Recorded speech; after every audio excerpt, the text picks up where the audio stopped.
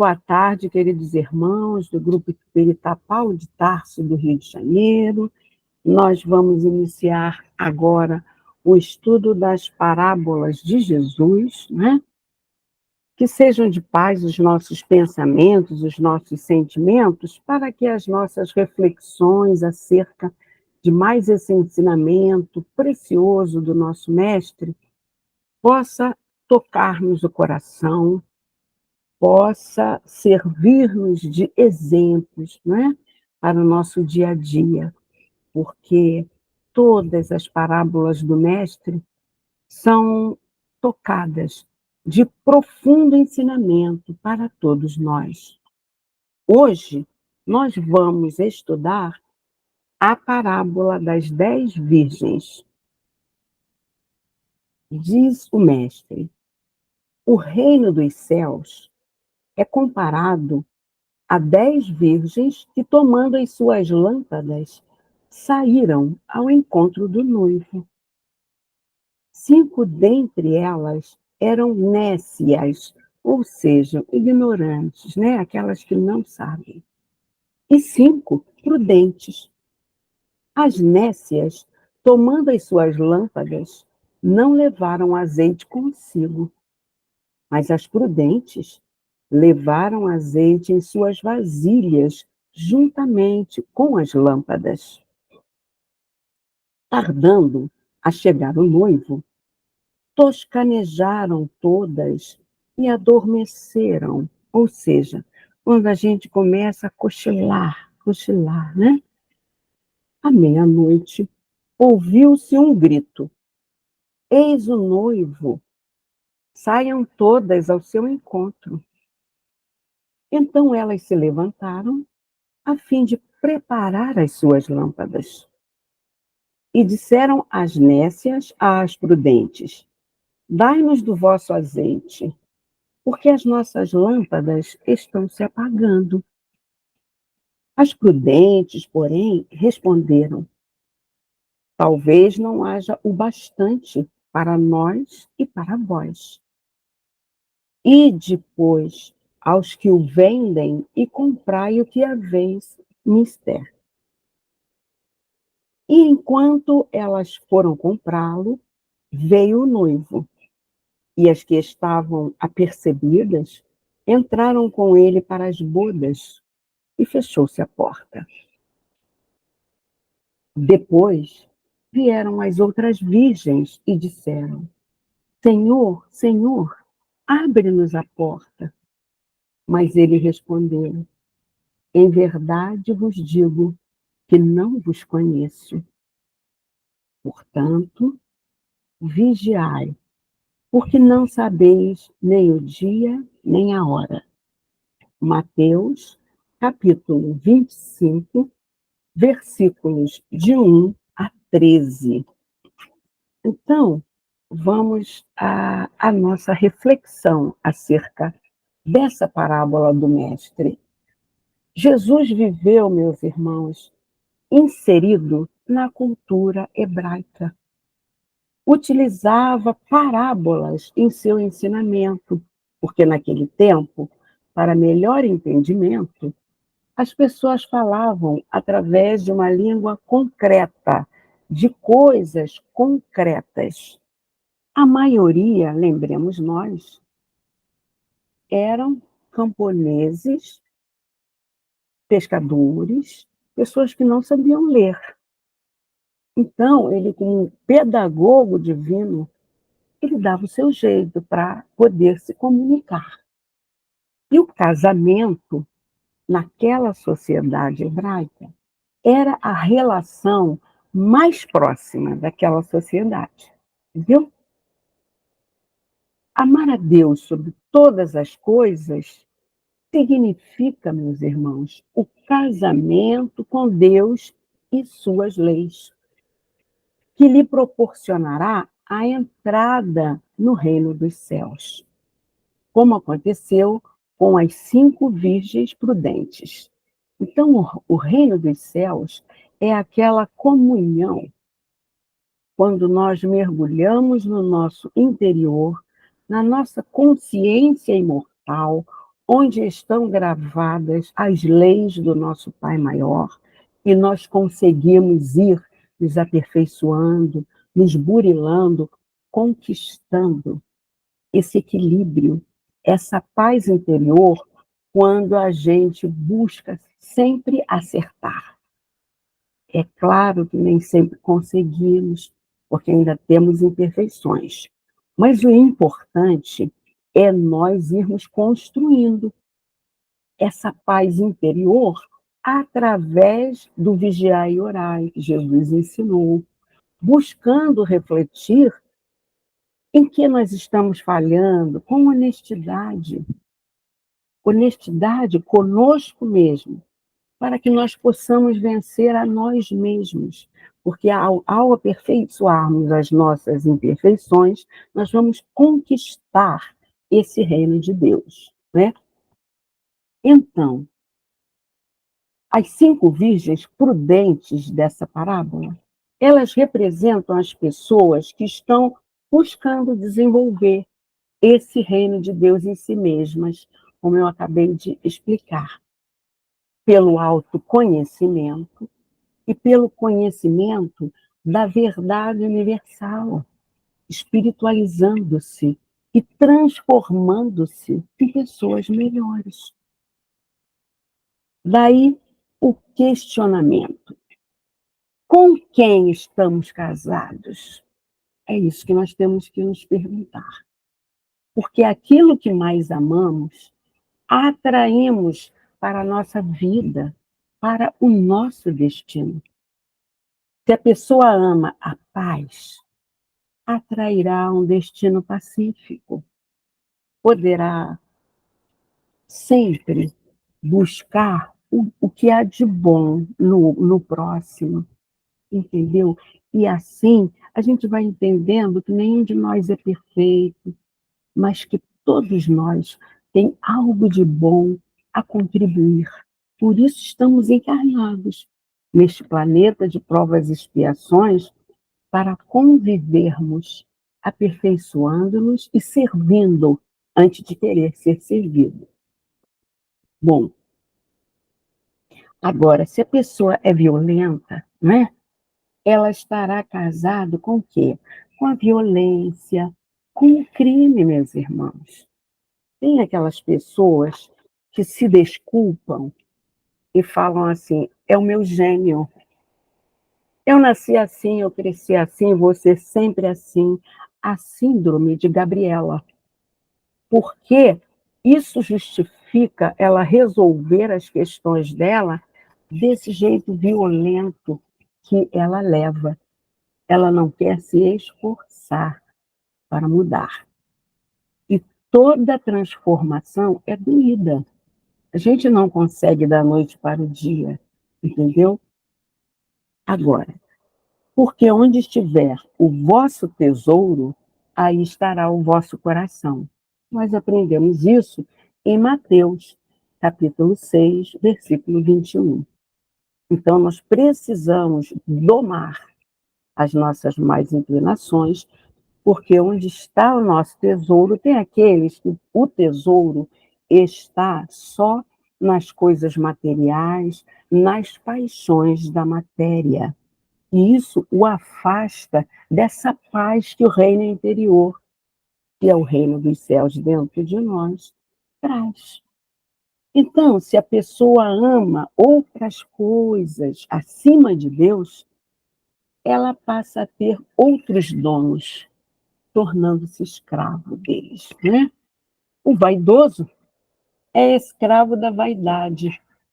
Então, tem aquelas pessoas que falam: morro teso, mas não perco a pose, né? Gasto o que não pode para estar muito bem vestido. E, às vezes, não está se alimentando direito, né? Mas tem que manter aquela pose. Torna-se escravo daquela necessidade de aparentar que está bem, né? Na fita. O orgulhoso é escravo do orgulho, né, meus irmãos? Ele não consegue viver sem querer se colocar acima dos outros. Se o vizinho compra um carro, não fica feliz pelo êxito do vizinho. Preocupa-se.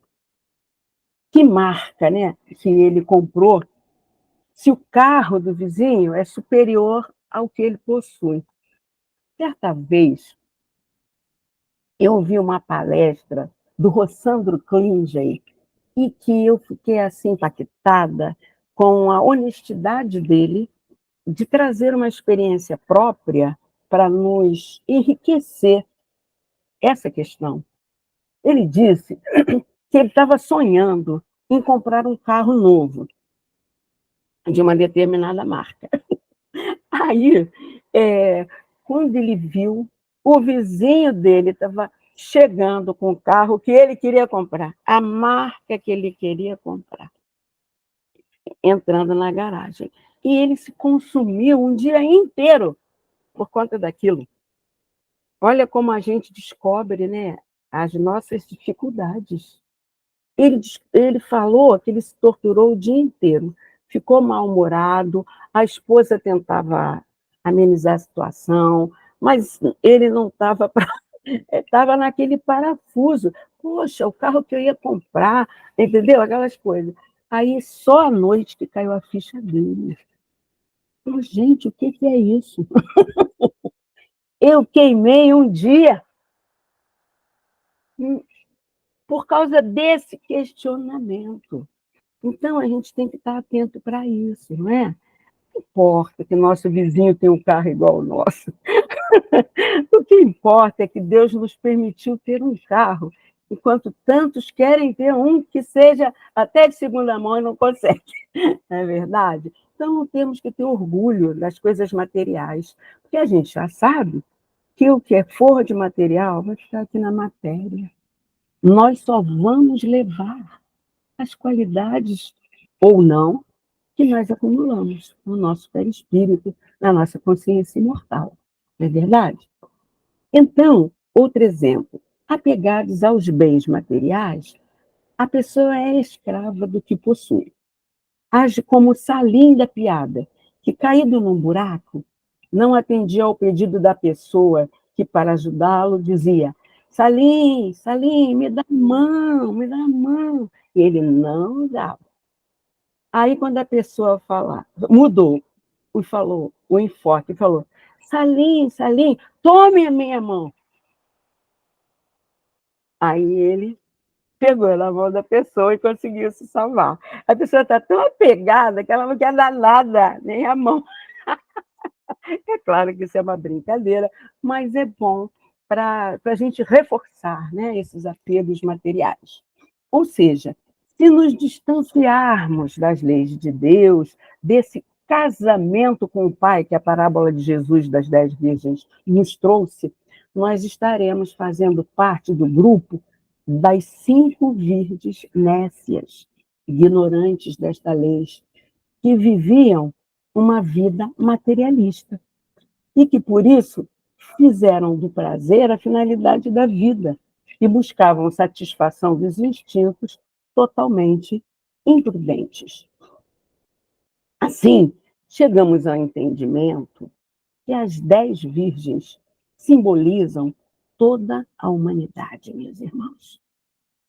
E que o noivo, esse é Jesus, luz do mundo, nosso guia e modelo, né? Como está lá na questão 605 do Livro dos Espíritos, qual o tipo mais perfeito que Deus tem oferecido ao homem para lhe servir de guia e modelo? E é a resposta mais curta de todo o Livro dos Espíritos. Jesus. Só isso que a espiritualidade respondeu. A doutrina espírita é fé raciocinada. É claro que o noivo não casaria com as 10 virgens. Por isso a gente está vendo que esse foi um artifício pedagógico de Jesus. O casamento com Jesus simboliza a união com as leis divinas, traduzidas em seu evangelho de amor. Então, vamos entender o que significavam as lâmpadas. As lâmpadas, elas representavam as virtudes essenciais.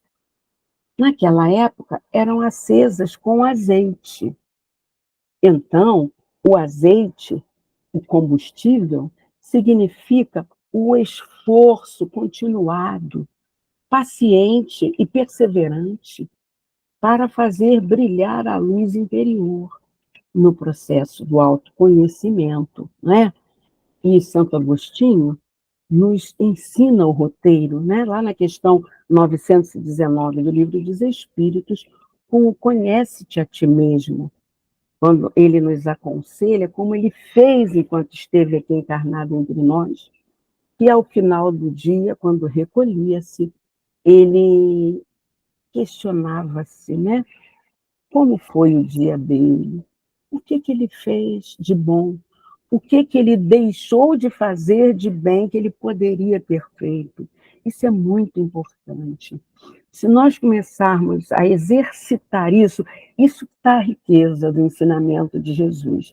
Não basta a gente saber, é preciso esse esforço do azeite queimando na lâmpada, é o nosso esforço diário de buscarmos superar milímetros, buscarmos superar as imperfeições que possuamos, egoísmo, orgulho, entendeu? Bom, então, através desse conhece-te a ti mesmo, você vai ter autodomínio. E aí você passa a fazer a sua autotransformação, que vai gerar a sua autoiluminação. Aí você vai possuir a virtude. E essa virtude é a lâmpada acesa, é a virtude essencial, que as virgens prudentes já possuíam, entendeu? Lá na questão 909 do Livro dos Espíritos, Kardec questiona assim: poderia sempre o homem, pelos seus esforços, vencer as suas más inclinações? E a espiritualidade responde sim, e frequentemente, fazendo esforços muito insignificantes. O que lhe falta é vontade. Ah, quão poucos dentre vós fazem esforços, né? O esforço da parábola é colocar o azeite, é o azeite, né? E na questão 911, não haverá paixões tão vivas e irresistíveis que a vontade seja impotente para dominá-las? Aí a espiritualidade responde: há muitas pessoas que dizem, quero, mas a vontade só lhes está nos lábios. Querem, porém muito satisfeitas ficam quando não seja como querem. Quando o homem crê que não pode vencer as suas paixões, é que seu espírito se compraz nelas, em consequência da sua inferioridade. Compreende a sua natureza espiritual aquele que as procura reprimir. Vencê-las é para ele uma vitória do espírito sobre a matéria. Ou seja, meus irmãos, à medida que nós introjetarmos que somos espíritos imortais e que a reencarnação nos é dada para que possamos nos burilar por misericórdia divina, a gente vai conseguir se esforçar um pouco mais. É preciso termos essa conscientização, porque essa parábola nada mais era que é o encerramento de uma existência. As prudentes entraram para o reino dos céus com Jesus e as nécias não. Ou seja, as nécias vão ter que ficar reencarnando, como a maioria de nós, inúmeras vezes, para poder atingir a condição de ascender para um orbe superior, sem reencarnar no planeta de provas e expiações, entendeu? Bom, então avancemos no raciocínio. E tardando o noivo, toscanejaram, como a gente já falou antes, né? Ficaram cochilando, cochilando, acabaram fechando os olhos e adormeceram, né? Isso é símbolo do sono. Na reencarnação, no corpo físico, é o véu do esquecimento, entendeu? Então, todos nós, né, temos o véu do esquecimento quando aqui chegamos, que nos possibilita recomeçar a trajetória evolutiva sem as lembranças dos desequilíbrios do passado, que poderiam nos paralisar ou nos enfraquecer. Então, a gente vai percebendo o quanto o nosso Pai é sábio, é misericordioso, tudo que Ele nos orientou tem uma sabedoria que não dá para a gente mensurar, não é? Então, se a gente lembrasse, como seria, não é? É quando a gente lê a obra da dona Ivone Pereira, ela tinha lampejos, né, do que foi na vida pretérita. Ela, quando desdobrava no sono, ela, inclusive, vivenciava tudo novamente, daí, quando ela acordava, aquilo estava muito nítido nela, dada a capacidade mediúnica dela, e ela transcrevia os seus livros. Mas ela foi uma pessoa muito triste. Ela teve essa missão de escrever, mas é porque esse véu do esquecimento foi levantado para ela vir nessa missão, como ela era uma suicida quanto mais, ela teve essa missão de ficar vendo o que a levou a 3 suicídios, né, em reencarnações sucessivas, e trazer para nós esse rico conhecimento. Mas ela sofreu. Por isso que o Pai nos dá o véu do esquecimento, né?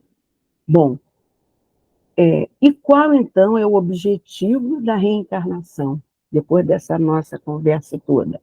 É a evolução, para a qual somos convidados a buscar desenvolver esse reino de Deus dentro de nós. A reencarnação no mundo físico é necessária. Boa tarde, Cecília, seja bem-vinda. Porque aqui é um mundo de contrastes, meus irmãos. Convivemos com pessoas empedernidas no mal, outras em condições medianas, algumas já propensas ao bem e poucas realmente virtuosas. Boa tarde, Maria Ângela. Viver num mundo assim, buscando desenvolver as virtudes, é exatamente a nossa provação.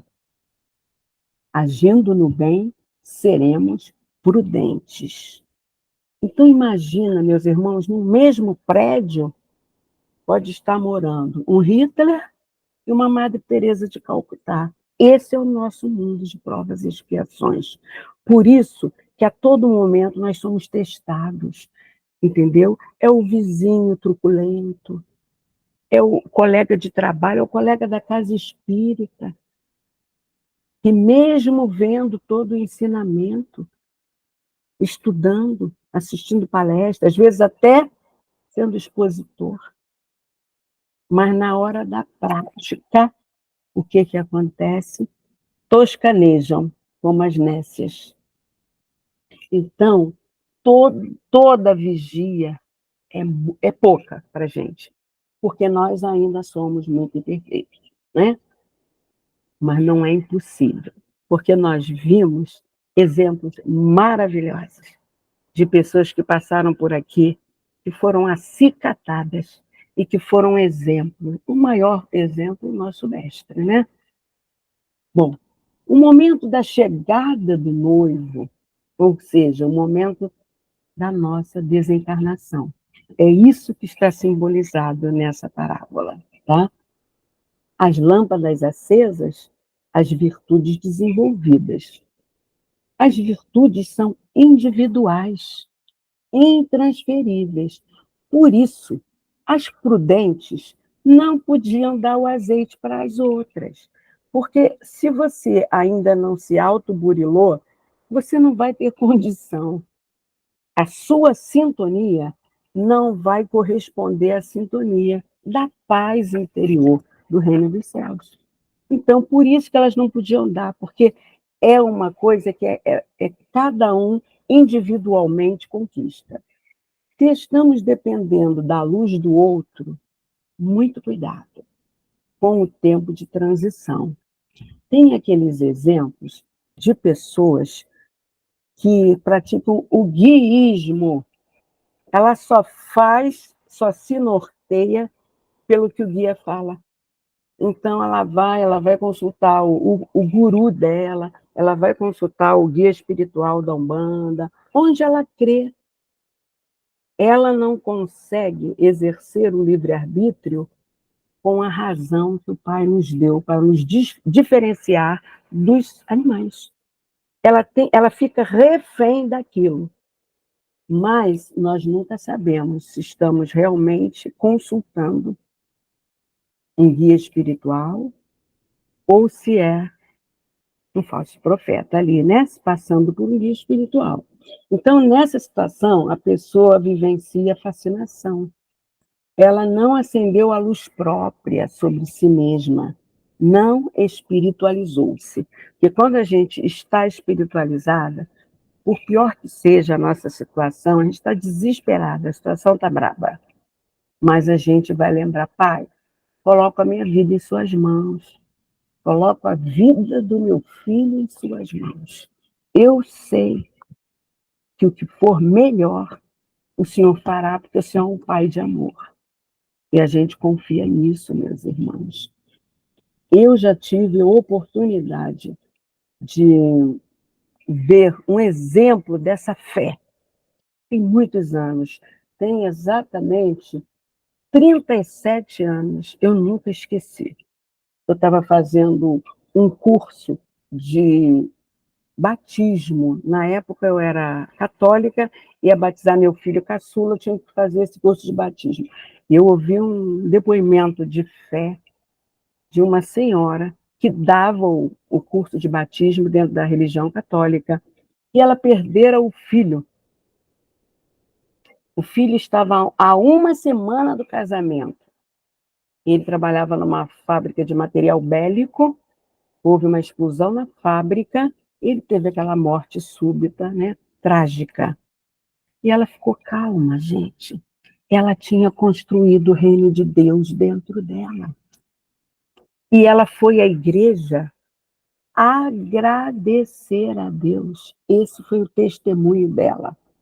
Ela falou para a gente, lá no curso de batismo, que da mesma forma, nós estávamos ali, confiando a vida dos nossos filhos, né, na mão de Deus. Quando ela perdeu dela, assim, abruptamente, ela foi até a igreja agradecer a Deus. Ela falou: se o senhor achou que era melhor ele ir, Pai, eu entrego ele em suas mãos. Eu nunca esqueci isso. Foi um testemunho forte demais. E ela ainda nos esclareceu nessa palestra dela que ela foi muito recriminada pela calma, pela paz interior dela no velório do filho, porque ela falou: eu entreguei ele ao Pai. Então, ela não demonstrou nenhum desespero, gente. Isso é muito bonito, isso é muito difícil da gente conseguir, mas a gente está vendo que é possível, não é verdade?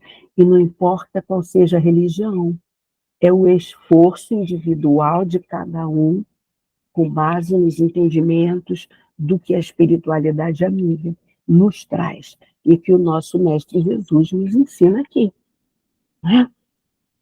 Façamos um teste. Se estamos buscando a nossa espiritualidade através do conhece-te a ti mesmo.